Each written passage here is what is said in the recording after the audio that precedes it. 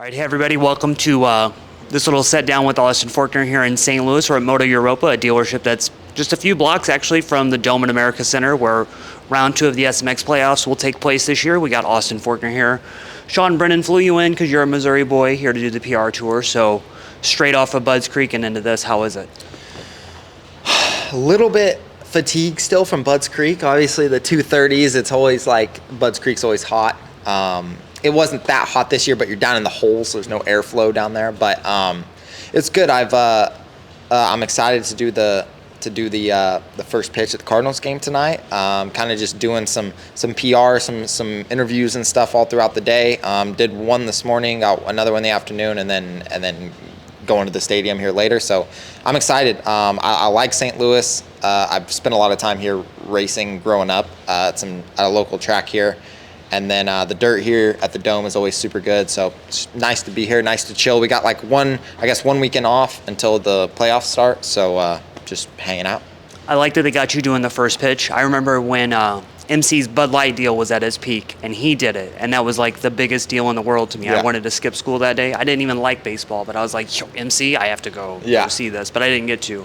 But, you get the full blitz and all of that. So as a Missouri guy to come back here, and be in the St. Louis market, although you're the other side of the state, do they get it? Do they know, like, yeah, here, there, like, are you still the hometown hero? Yeah. I mean, as far as like I won St. Louis back in like 2020 or a few years ago, and it was pretty sick. Like the stadium was going like pretty whenever like they were talking to me on the podium and stuff. So yeah, like everybody here always talks, hey, I watched you on 80s back at Archview, which is the local track. You were ripping that. I knew you were gonna be here one day. So I see a lot of familiar faces that I haven't seen in a long time being here for the race. So I was bummed to not see it on the Supercross schedule this year. But then once I saw the SMX schedule, I was pumped again. And then just to know that it's going into like the where we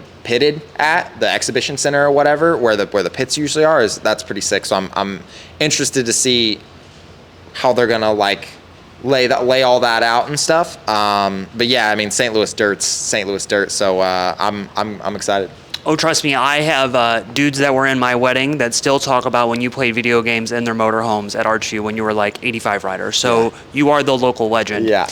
As a Missouri kid, I got to say this. We've had the Hussey brothers. We had Bubba Pauly. We've had a couple people come through here, but really right now I'm seeing, especially from Greg Albertson's program over at Game, a lot of St. Louis kids stacking up good Loretta's results and everything like that.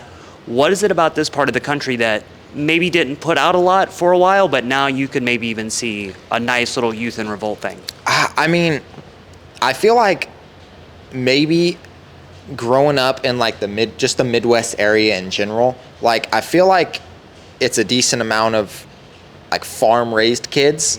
And you being one of them. Yeah, me being one of them, and being like a farm raised, you get kind of the old school just mentality. And just like my grandparents growing up, whenever I started being homeschooled, I would go to their house to do all my homeschool, and they owned a farm.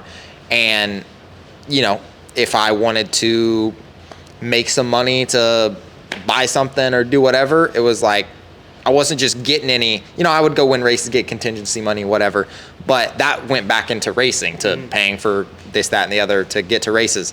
So if I wanted to buy, a BMX bike or whatever, I would go scrape the hog pens and like mow the yards and help my dad work on the tractors and this and that.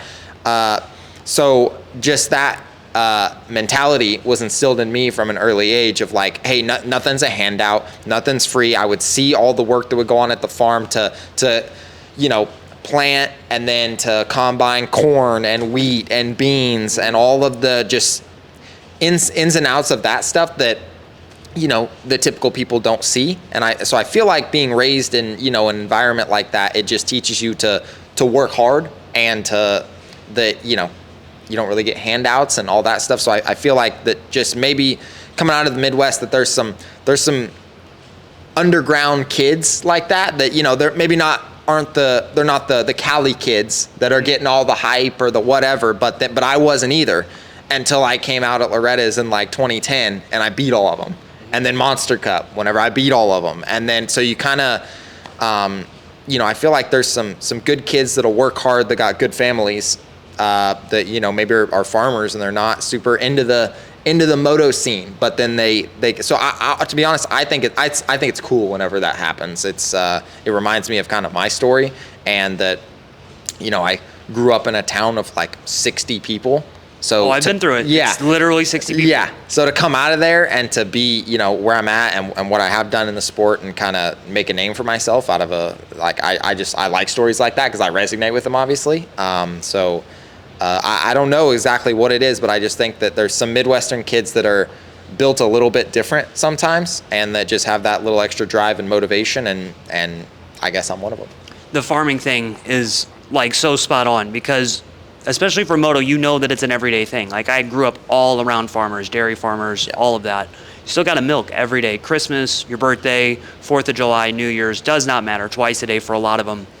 And what you said about doing the pins, like I can only imagine what that smell was like because I still can smell the cow manure. And like I have friends that like you reminisce on how that smells. It's like the most gamey, god-awful smell. Yeah. But you are instantly like transported back to like growing up and putting in the hard work to do it. Yep. And there's like something fun about it. Like hell, in the last couple of weeks I've been like, well, I know some dairy farmers that could need some help and I could use some walking around money like you wanted. Yeah. So I'll go get into it. I didn't, but I could get into it. Yeah. It's just whenever I go back to my grandparents, like they've kind of definitely tamed back on the farm and stuff now. Like it's definitely not as big of an operation as it was. They still have some cows and some kids that'll show 4-H cows and stuff like. They got some nice cows and stuff like that. But it's not really. They've kind of gotten out of the pigs and stuff like that. But just driving by, it honestly like it smells different now. Like I'm like the smell isn't as strong because there's not as many animals there and stuff and. Every at lunchtime, my grandma would always make food for all the guys that worked there. There was like probably 8 guys that worked there, 6 to 8 guys, and she would always have a big like lunchtime meal where she would make all her stuff, and her cooking was always super good. So, but those are my grandparents on my dad's side. On my mom's side was the same thing. Their farm wasn't as big, but they had a farm. All the kids would go to the state fairs and stuff and take the cattle, and so I was kind of. But that's just where I grew up. Like everybody was a farmer. Basically, it was farmland. So around every corner is another farm, is another Forkner, another whatever that has another farm. So that's just kind of what you did around there. Like even if you weren't exactly in the fields doing it, you were working at a cattle. You're working at Rural King or something. Yeah, yep. Exactly. Yep. You're working at a store that sold the food that then you're, or whatever. So it's kind of, and it was kind of cool to see like you see the pigs and you see the cows and then, they get sent off to the butcher and then they're on the table a couple days later. Yeah. Like, I mean, some people are probably going to look at that like, oh, that's cool. But the meat is so fresh and it's so like, what they're getting fed. It's just that farm to table thing that you guys have personified. Like I've really enjoyed seeing everybody do farmers markets or growing vegetables and stuff around here. Yep. But even for that same thing, we would buy like a half a cattle and you knew like exactly what that was coming off of. It was in the freezer for the whole year, all of that. Yep. You talking about the 4-H kids is funny because I went to the Illinois State Fair like 2 weeks ago and then I raced the Madison County, Illinois Fair like during the off break. Yeah. And so I saw all those same 4-H kids, and I thought they all looked just so adorable because that's their moment of the year. That's their Lorettas. They're in their nicest jeans with their cute little flannels, the big buckles, and then them walking their animals around. And I'm like, wow, man. And the connection that they have to that is huge. And like you seeing that from that side of things, but then having the motorcycle to where you get it similar, but it's completely different. Yeah. I did 4-H growing up too, and that's what I never got as into it as like my cousins did. That was like all they wanted was that purple showmanship ribbon, like that was like what they worked so hard for and all this. I was never as much into it because I was already doing moto at that point. So moto was like, I was like, what is the state fair compared to like racing Lorettas and the adrenaline, the dirt bikes? But that's just whatever. That's why I'm doing what I'm doing now. But I did it and was involved with it and saw all of that. And it does give you just a different like mindset and almost like a respect that I feel like is lost for farmers nowadays. Mm-hmm. It's like all the kind of underground workers now that, you don't see where the bread comes from. No. You don't see where the meat comes from. You don't see any of that stuff, but there's people out there grinding every day, waking up, feeding the cows, feeding the pigs, doing all the stuff that has to be done, for you to just be able to go to Target or Walmart and buy your meat or, whatever. So to grow up in kind of that atmosphere, it was cool, but also just, I guess one of the negative sides is it makes all the meat that I buy now mm-hmm. that I don't get from my grandparents, not near as good. Yeah. We just found a farmer's market in Georgia that has some pretty decent meat, but even then it's like, because my grandma growing up, all of her lunchtime, like she was the same way. She had her garden where she would make her own tomatoes, her own potatoes, her own, like all the vegetables, everything that she would make, majority of it anyway, was all stuff right there. Mm-hmm. Like that she would go out and pick every morning in the summertime. We would all the guys, we would all go there and start the day. We would start the day shucking a skid steer bucket full of corn on the cob. And then we would eat that corn on the cob for lunch. I would help my grandma break beans for like 30 minutes, an hour. She said I was the fastest bean breaker of her grandkids. So I got that. Just, break beans, snapping them, whatever. So just little things like that, I just take as like, oh yeah, that was just another Tuesday on the farm. But, there's a lot of kids that have never experienced that. And they're like, I just think that's, I guess I wouldn't know what not growing up like that was, but I think that was a good thing. Oh no, dude, I completely agree with you. Cause like I grew up with it adjacent to me, but then I was involved in so many other things. So like to be based in that, understand the appreciation of it. Yep. And then now that I live back here in like the little town I live in is only a couple hundred people too. And it's all farm fields around there. So when I get on my bicycle and I get out there, I am just blown away by the beauty of it. But then I have a bigger appreciation for that as a business of like, hey, my entire year is set on this. I have to wait for the crop to get in, watch the prices, whatever's in my storage silo, watch the prices on that. Yep. Like I saw a tractor trailer accident a few weeks ago that made me late for a flight. And they were out there shot backing all of the corn back up because they're not going to let that money go to waste. Yep. And I had never thought of that. I was just like, just get the shit going. We got to go. Yeah. But no, it's couple $1,000s sitting on the side of the road. Yeah. So kind of switching it into the moto thing just to get into that because that's what we're talking about. But you as a farm kid, you probably always paid attention to the dirt. You mentioned the St. Louis dirt. What is it about this one that's so good? It's just like, it's not even that it's like, because there's a certain, you don't want a supercross track that's too rutted because then you get like Indy is sometimes, and that's like almost borderline too rutted. Like when guys are doubling through rhythm sections, it's like it's borderline too much. But then you got some of the Cali races that are just hard packed and they don't hardly get ruts at all, or they just kind of So I feel like St. Louis is like the perfect middle ground for that. It doesn't get so torn up that you can't do the rhythms or you can't do the. But then it gets tore up enough that it gets good ruts, and you can, I don't know. There's good traction everywhere. It's not so tacky. It's not too tacky, but it's not like hard pack. It's just, I don't know. It's like just the perfect middle ground dirt for a supercross track, because you think like, oh, well, you want like what outdoor tracks are known, Redbud's got good dirt. Millville's got good dirt, but their dirt's a little bit more on the sandy side, and you don't want that in Supercross. Like in Supercross, that's going to break down like Daytona does and almost be borderline too much for a Supercross track, because in Supercross, you still got to be able to do the rhythm sections. Nobody wants to go to a Supercross and just watch us double through the rhythm sections. You want to see triple quad, the crazy stuff. So you need a track that breaks down enough to kind of separate people, but not too much to where it's kind of just follow the leader. You're in a rut for 2 rhythm sections, 1 rut basically. So, and St. Louis is just that perfect like middle ground for like good dirt that I didn't really, once I started, I always heard everybody says St. Louis dirt's the best for years. And then I finally raced it and I was like, yeah, this dirt's, it's good. We did the Springfield, Illinois Arena Cross one time, and I remember looking at that. I was like, yo, this dirt's great. I was mind blown by it. Yep. And it was like really dark and all that. And I said it to my dad and my uncle, and they looked at me like I was crazy. Like, why would you ever pay attention to that?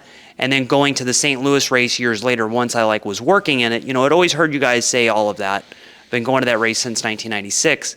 But I was like, man, what makes that dirt so special? Because it doesn't look like anything around here. And then I got it on my shoes, and I got it on the same pair of shoes like a couple days later at my dad's house. And I was like, oh my God, it's the dirt that's from my front yard. It's the same stuff. It's this bright color, and it comes from the Illinois side of the river. I know where it's stored, like all of that stuff. And then to see that, and then I totally agree with you. You know, it's got just enough sand in it that it gives some softness to it, but it's got really good hard packed clay. Yeah. Holds up well. And that's always been cool for me, like as a private race fan. I'm like, yo, our dirt's good here. Like at least we got something. We got the dirt that everybody wants to come see. Yeah. Everybody, was kind of unanimously known that like everybody can have their favorite stadiums. Like personally, one of my favorite stadiums is I really like the Arlington Stadium. Like that's just super. The pits are right outside. Like if it's a nice day, you know, you can walk around. It's a like quick ride into the stadium. The stadium's massive. It's got the huge TV. I just like the Arlington Stadium, but none of the dirt competes with St. Louis. Like St. Louis just has everybody. Like you can have your favorite stadium, whatever, but you ask most of the riders, almost all of them are gonna say, unless you get like a super like somebody that just loves Daytona, but most riders are gonna, maybe some Cali boys are gonna say California, but most of them are gonna say St. Louis has the best dirt. Like it just does. Do you remember the first time you ever came to St. Louis Supercross? Yeah, I didn't come that much growing up just because I don't know. We just didn't really, I don't know if we just didn't have the money or whatever, but we didn't really come to a lot. It was whenever I kind of started to get on like super minis on Team Green and stuff, when we came to one, because we were practicing at Archview the next day. And I remember coming in and watching, I think it may have been one of the years that they had like a whoop section into a dragon back that I think it was like Villapoto and Stewart were racing that year. I think Stewart ended up winning. I think that may have been like it was like maybe 14, 15, like a couple of years before I went pro, I think was like the first time. And I just saw the dirt then and I was like, yeah, that dirt looks good. And, but then still like you look at the track, like from being like a Super Mini 80 kid, there's no way I can ride. Like this is crazy. But I did notice that the dirt did look really good. Okay, kind of kills my next question that you hadn't been coming since like 08. Like you weren't there when like Trey and RV hit each other like I was with my best friend and my little brother screaming. But I get it. You know, you are trying to be the racer. The one thing I'll say about St. Louis just is like coming to it since I was 6 years old from the Jeremy and Jeff Emmig race.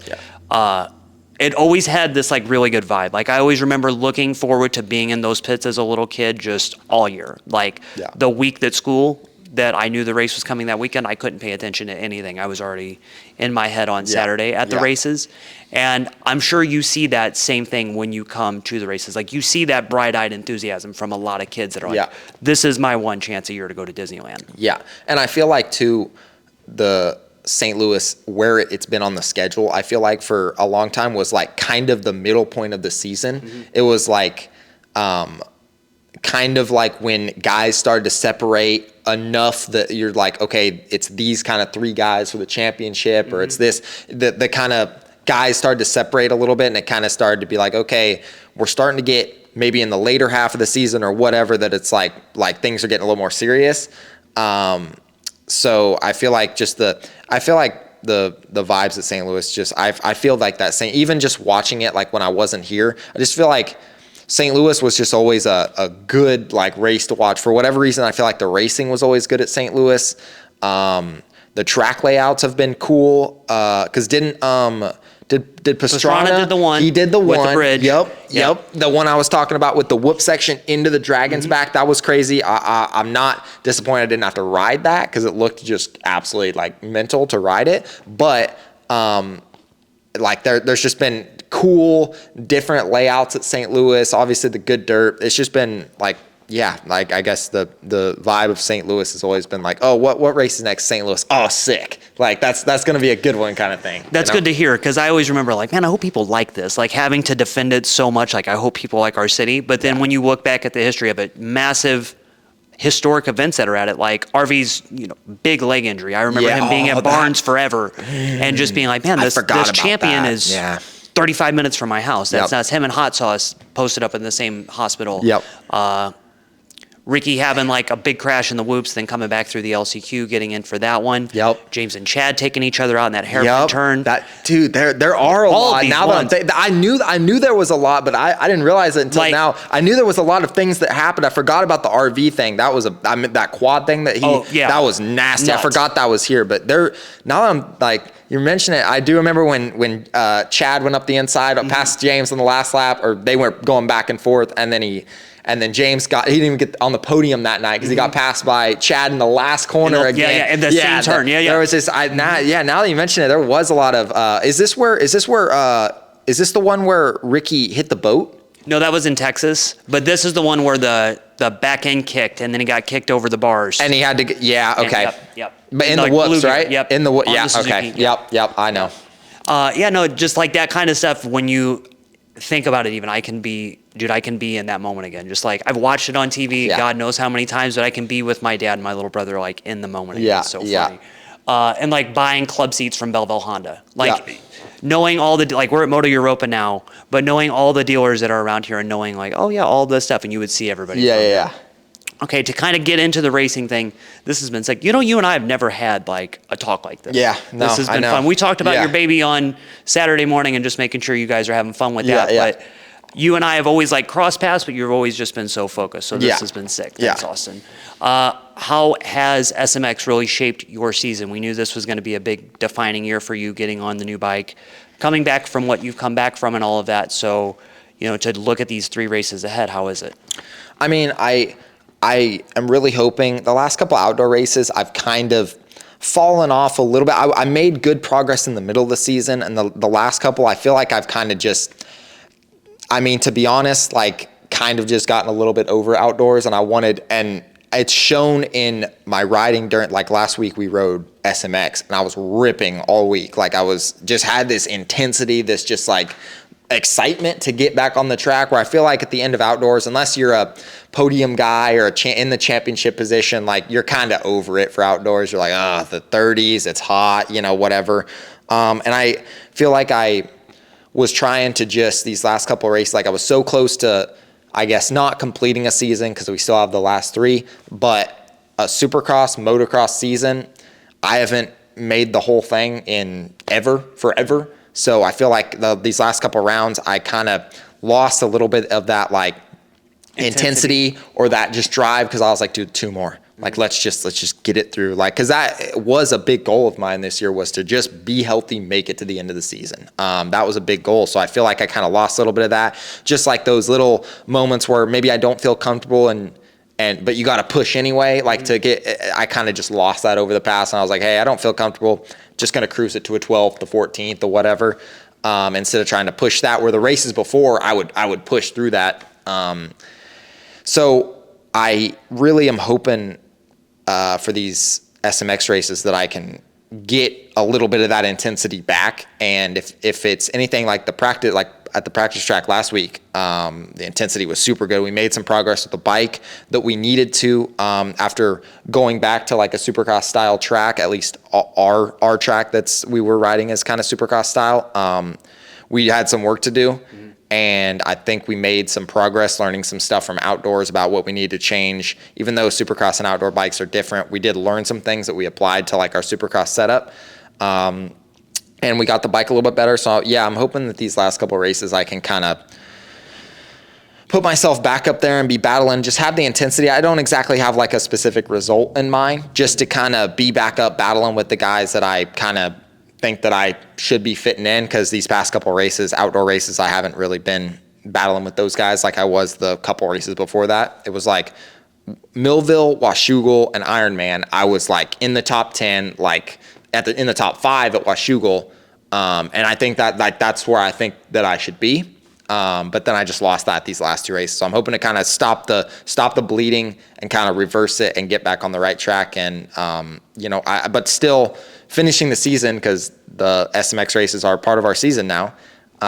Finishing the whole season healthy is still a big goal. So at the same time, I want to bring that, but I still want to be healthy at the end of the season and go into next year, healthy with a good, base, a whole season under my belt, and go into next year healthy. So that is on my mind as well. So the challenges that you're going to go through in each year, and you set the expectations for all of that. And I know you probably work so much thought that goes into having that set goal. How do you block out outside influence of that? Like, the team obviously has what they want. You guys have to come to an understanding of this is the target. Yeah. But you being the guy for so long, and sorry if this is a very personal question, but to have fans or have media or have whatever, then put this spotlight on you that maybe you don't want. How do you keep that from interfering with what you guys want? Because I can think of the things that I want, and I know that I'm just so steadfast and determined in that. But then the minute that I start letting outside influences creep into my mind, I'm like, you guys have that all the time. I don't know how you manage. It is tough because even just I woke up to one this morning. I see all these videos on Instagram or just from TikTok. People just make videos, and it'll say, "Will Forkner ever be the same as he was before my crash last year or whatever?" And I've seen a bunch of them. Will he ever be battling for wins again? Will this ever happen? And that, while that is kind of that does kind of suck to see. It's like, well, I think I have changed my goals a little bit. Where I feel like for the longest time, I was willing to die for moto, basically. I was willing to, but that's why I got hurt a lot. And now, obviously, I have my son, and things like that have changed. And I just think that I've realized a little bit that dirt bikes aren't the only thing. Now I have a family, and that my most exciting part of the day is whenever I get back from riding and I walk through the door and I get to see Atlas and see his face light up and how happy he is, and just sit down on the couch, have a good lunch with Riley and Atlas, and we just get to watch some TV, a midday kind of reset. That's the best, that's the best time of my day. So I feel like things like that have changed a little bit. And where people will say, well, will we ever get this version of Austin, or will we ever get this again? People might want that, but they don't see all of the hospital time, all of the real bad and dark times that I've had, being that I was fast and win, but could go out with a big crash at any moment. Mm-hmm. They haven't seen a lot of that. So in a way, I'm yes, I do want to get back, and I do want to be winning, battling for podiums, all that stuff again. But if I have to risk, having a big crash or a big moment like I have had, it's I might take a fifth. I might take a fifth. I might do that, and I know that that's probably hard for people, or weird for people to understand or to see, or maybe a bummer for them, because I think that I would create good racing whenever I was like that. I would go for stuff. I would shoot a gap when there wasn't room, or I would do a massive rhythm when nobody else did. But at the same time, that led to a lot of injuries, a lot of bad times. So, at a certain point, you just gotta make the change that I feel like I needed for me personally, not really caring about, in a way, not caring about what my team expects from me, what my fans expect from me, what the media, what this person, that person, whatever they expect from me. You kind of just have to throw that out the window and be like, hey, you know what? Today, I didn't feel that comfortable.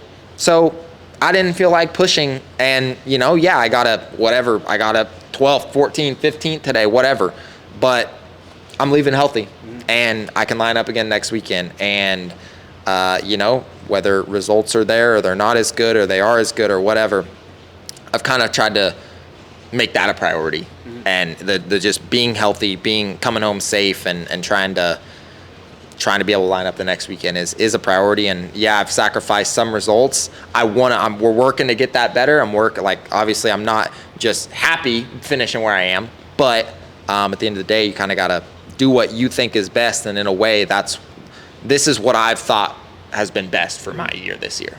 Oh, dude, I get it. Like, Austin, I have to give you props because to make it as far as you have this season amongst all of those things and just the mental strain of how that goes. Like, to go through that change, a very public change, going through all of these things that you feel being under a microscope, like, I can only imagine. But I'll tell you this, as long as you have, like, complete confidence and the people around you have confidence, the closest people to you, not the people that write your paycheck or, like, your Instagram post. Yep.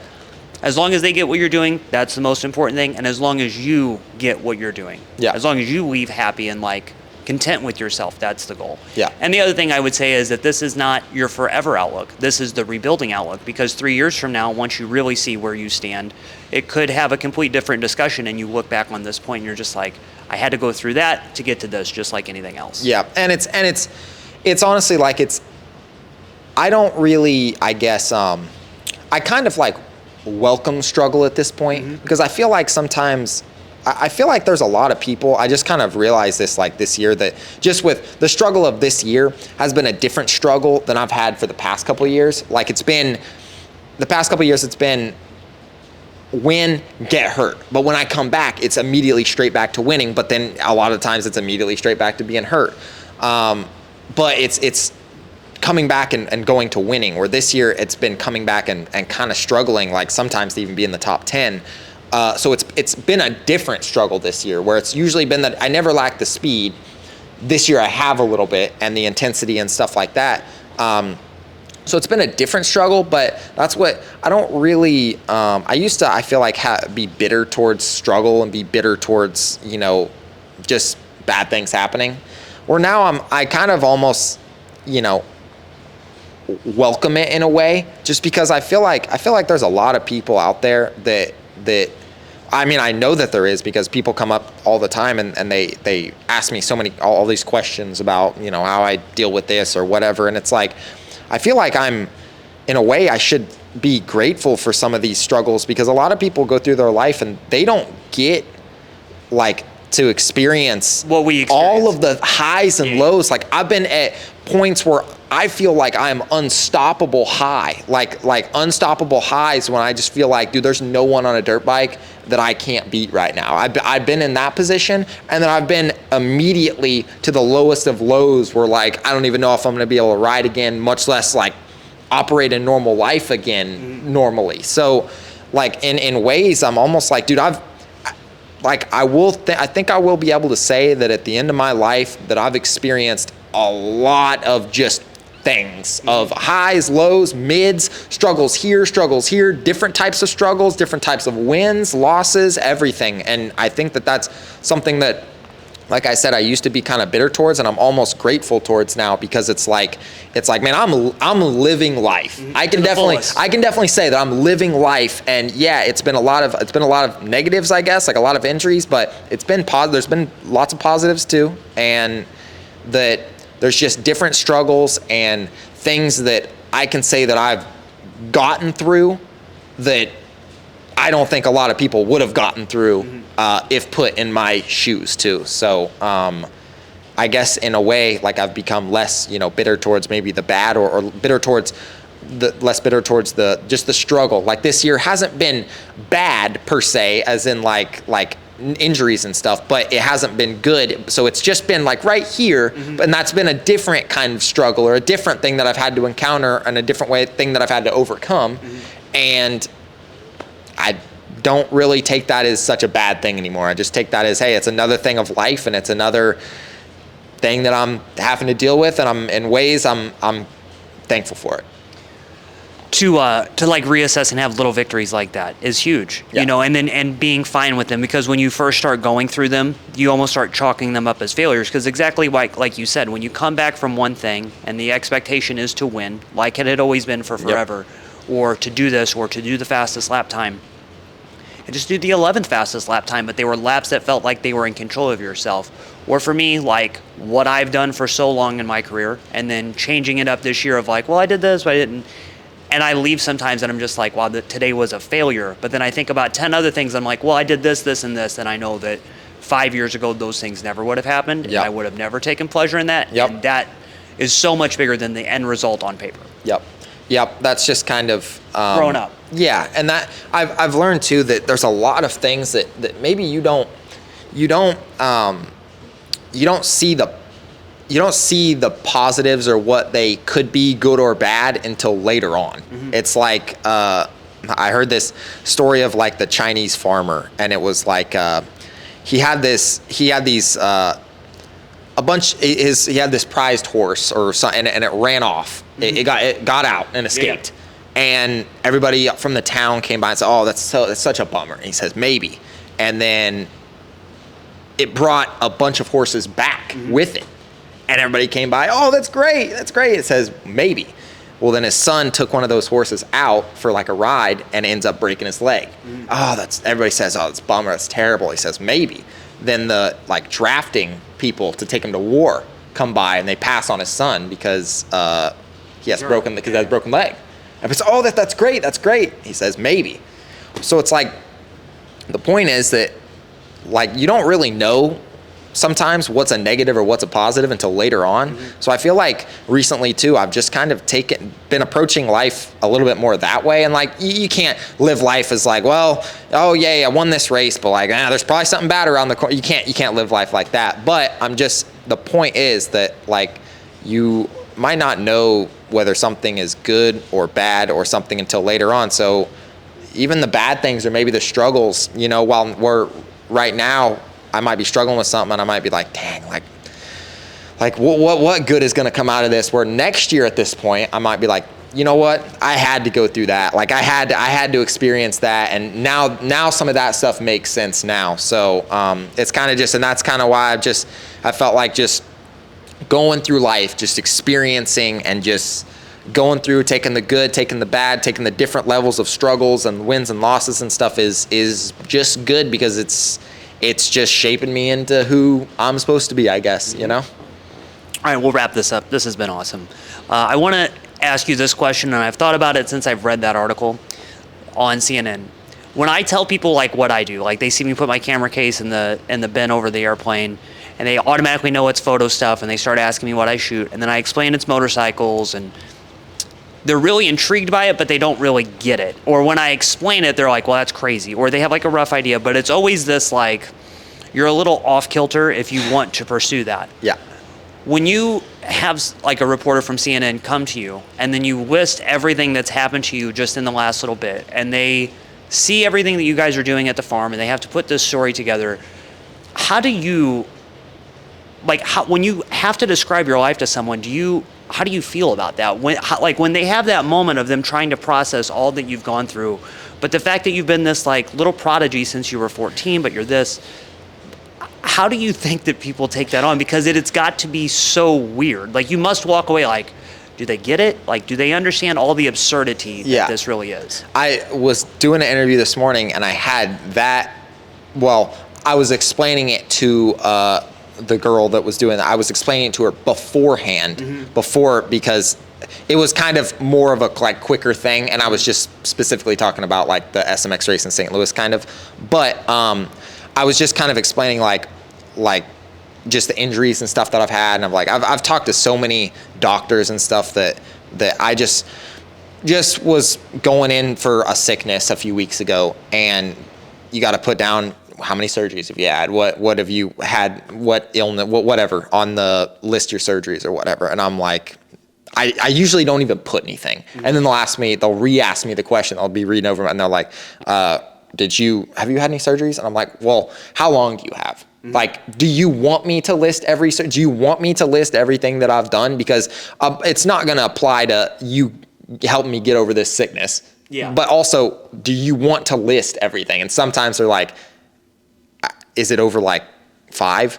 I'm like, yes. It's like quadruple that many. So sometimes they'll be like, no. And that's what, just explaining that to her this morning, it was funny because it didn't really seem like, I was just like, yeah, I've torn my ACLs a bunch of times, broken my back multiple times, like just a bunch. I've had my brain surgery thing, and that was just a couple, just the few, not to mention the collarbones, the shoulder surgeries, all the stuff, the ripping my guts apart thing.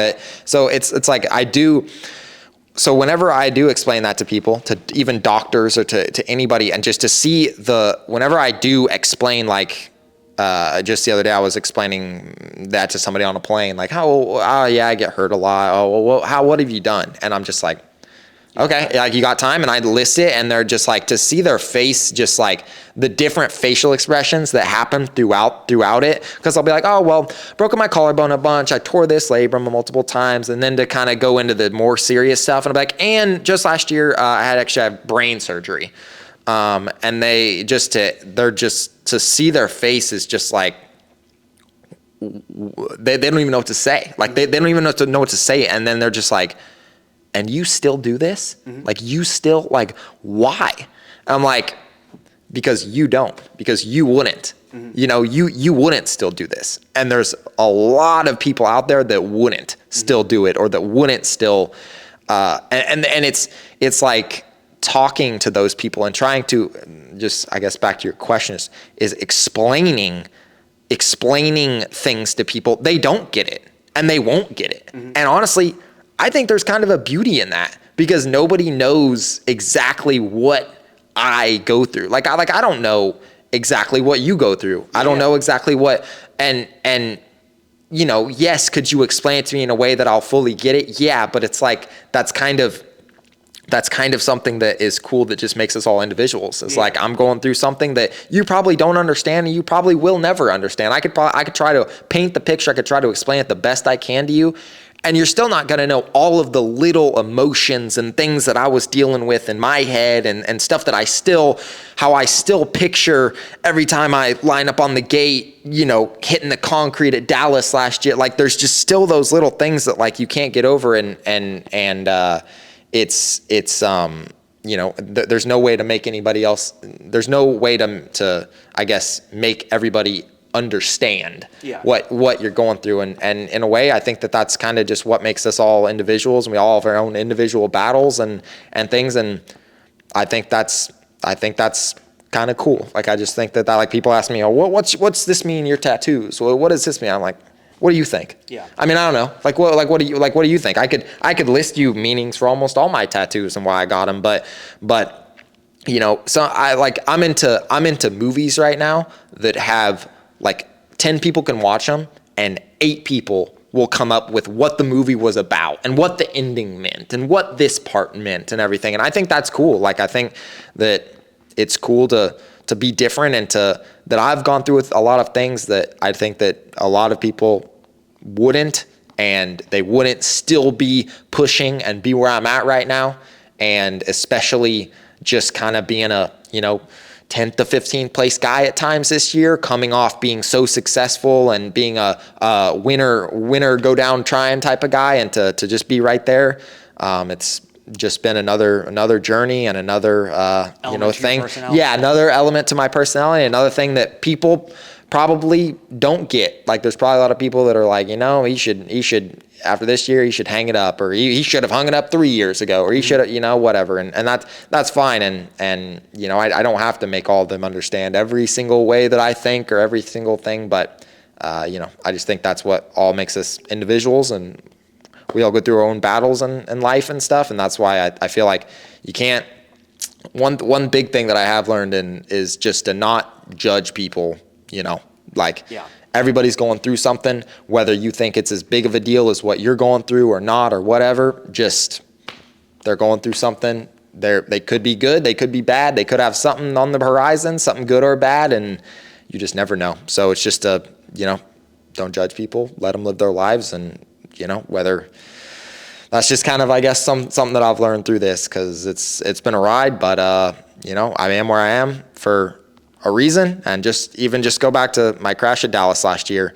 If I hadn't had that crash, I might not even be alive right now, or I definitely probably wouldn't be riding, because if that thing in my head would have ruptured, which they said it probably would have last year, then I probably would have been either dead or, you know, really bad off. Yeah. So just things like that you don't know what something can come to fruition that you didn't really think was, and there's a meaning behind it, I guess. So, yeah.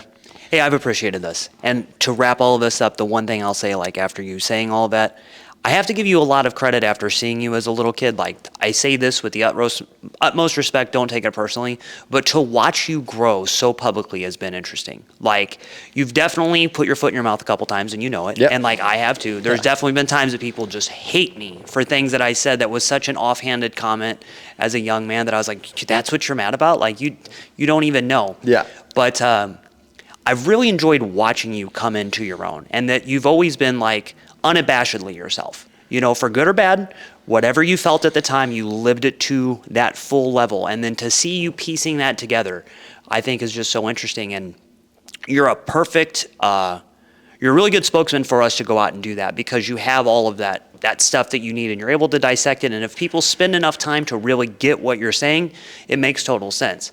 You know, because I know how that feels. I can put stuff out there and I'm like, look, in my head, it makes sense. I probably came off crazy in the 15 minutes that you talked to me. Yeah. But if you had all day and you really saw all of the shit that was going on, you'd get it. But I do have to give you a lot of credit, Austin. You've grown up so well in the last little bit. You've taken so much stuff in stride, and you've been just such a good spokesman for our sport, but just for, like, dude, I'll say it, Midwest people in general, dude. Like, the fact that you don't quit, you take all that stuff in stride, you have a beautiful family, you're getting all this figured out. Like, dog, I got to give you props. So thanks for spending the time with me today, bud. Let's have more conversations like this in the future. This was good. This was good. Sick. Thanks, dude. Thanks for watching this. This is Course Heading. I'm Michael Antonovich. Thanks, dog.